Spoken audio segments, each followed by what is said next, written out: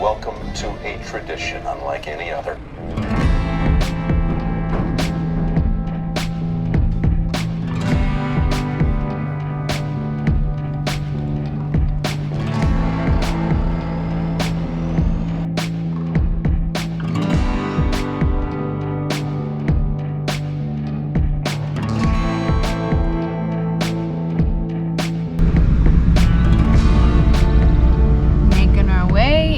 Masters for the first time ever. The blooming azaleas and flowering dogwoods greeted us upon arrival at Augusta National on this brisk, sunny morning. Yeah, welcome. Good morning, welcome. We were lucky enough to attend this event the Tuesday before the tournament started, so it was a little more fun with less competitive tension with it being the practice round. Mindy, you want to get your picture with the scoreboard? Woo!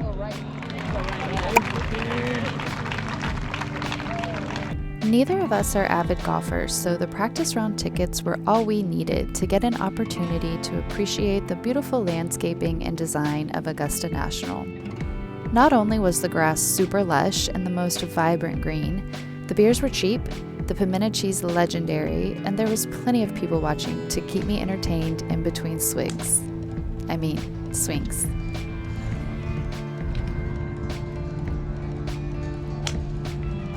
When we approached hole number 16, the roars from the trees caused us to take a pause in our walking tour of the course. Since 1972, golfers skip balls across the pond on the 16th hole as a tradition in the practice round. It certainly was the most lively hole we came across that day.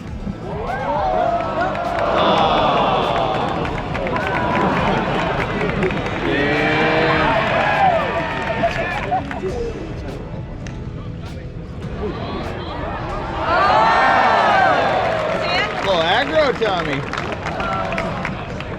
The roars came to a stop when the rumbles in the sky grew louder and the intercoms began their people herding.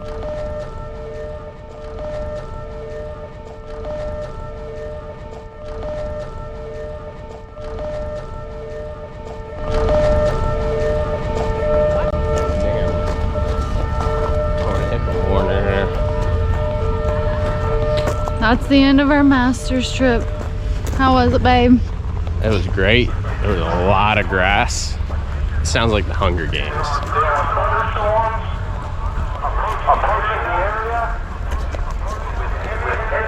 Oh, I just felt a raindrop. Time to go.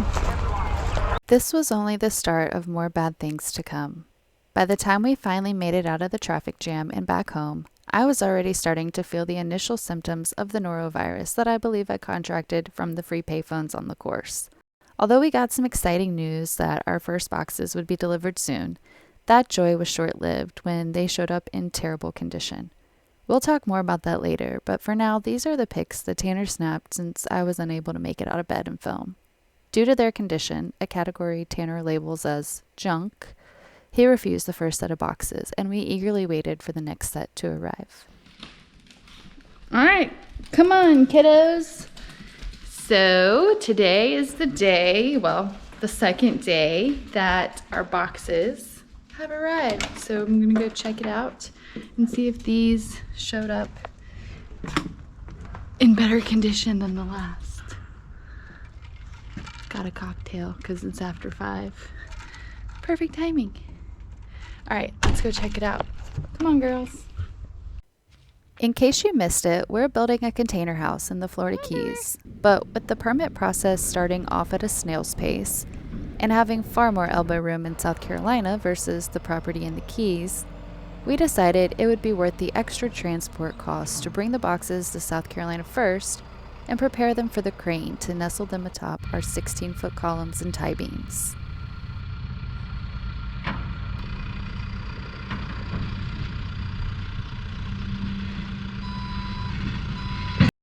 All right, we got one more box to go, girls. This one is trying to get too close, so I gotta hold you. This one is sitting like a perfect little angel.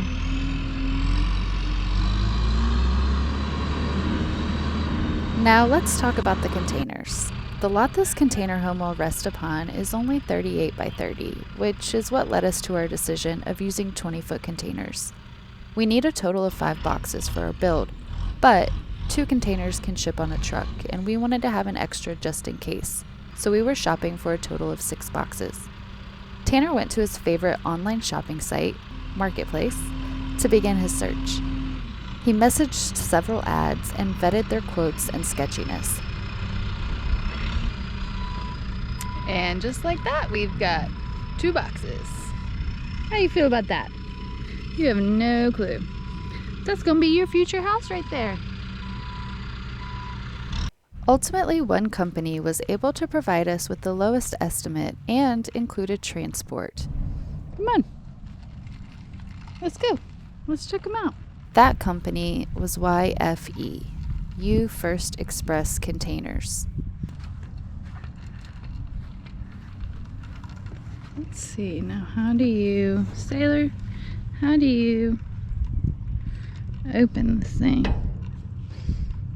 Now, despite some sketchiness and the first set of boxes, in the end, we received 6 boxes in the condition that we paid for. When shopping in the 20-foot container category, we found that there were 4 main types of suitable boxes to choose from. I'm going to share with you some notes I gathered about each of those types. I think I'll just wait.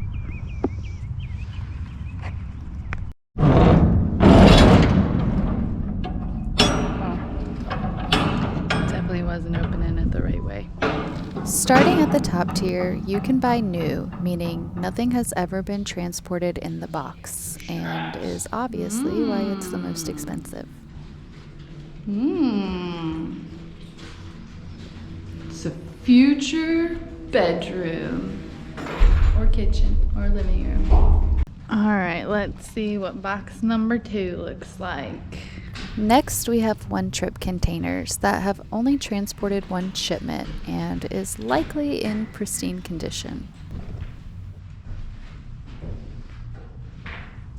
What you think, Nuggy? We're gonna cram in a bedroom, then a shower, then a pooper, all in here. Then there's cargo worthy, meaning that the shipping container condition is deemed suitable for cargo transportation. These boxes have made multiple trips but are still structurally sound and certified to make additional cargo trips if needed.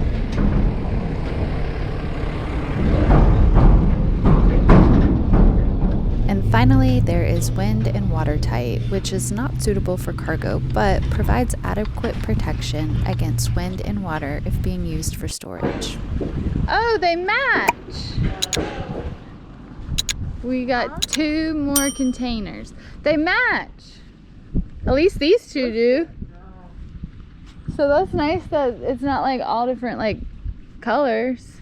But that one's a heck of a lot more beat up. Yeah, that one is. That one's got some battle wounds. We decided to sacrifice a few dents and scratches and go with the cargo-worthy boxes for this project due to their structural integrity and Alright, lower get your price ball. tag. Get your ball. Come on, we're gonna go up to the shop and see what he's up to today. Come on. Our second boxes, our 5th and 6th boxes arrived today while Tanner was gone flying. But we'll see what they look like. Come on, girls. Get your ball, come on. Now to the part everyone is curious about. Let's talk money. For the cost of 6 20-foot cargo-worthy containers and shipping, we paid a total of $15,291, which breaks down to $2,548.50 per box. Obviously, we didn't think that was too bad of a deal, and for the quality of containers we received, minus the first 2, we were satisfied with the price. The last 2 boxes. Okay, so this one's a little bit messed up right there. Oh, Sailor's just making herself at home. Oh, did you go check it out?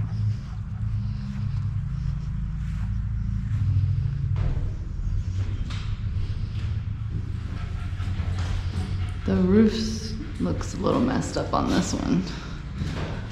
I don't know if we need the roof or not. I'm not really quite sure. I would imagine so. This one's got something going on right there. But otherwise, this side isn't too horrible.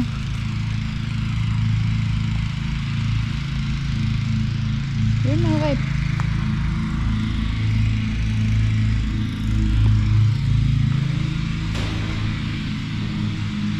The roof's not bad in this one. This one actually is like pretty nice.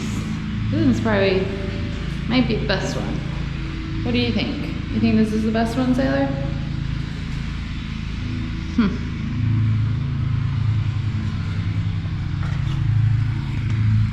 Let's check out these sides. Yeah, that looks good. This side looks really good.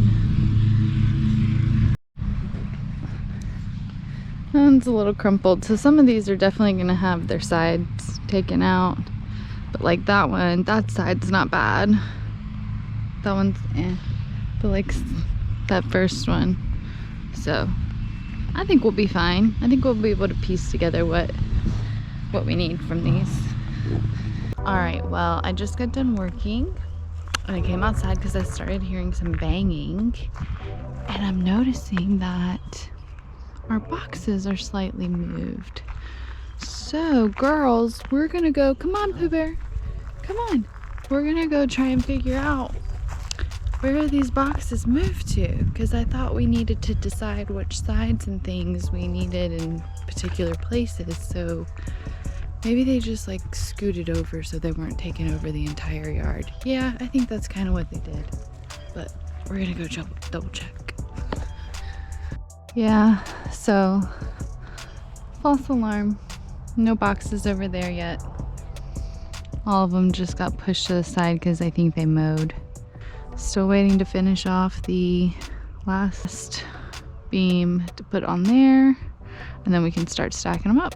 So we'll see. Join us next time as we prep the foundation and get ready to move the boxes. If you made it this far, thank you so much for watching and joining us on our building journey. Make sure you subscribe and hit that bell notification so you don't miss the next video. Peace, y'all.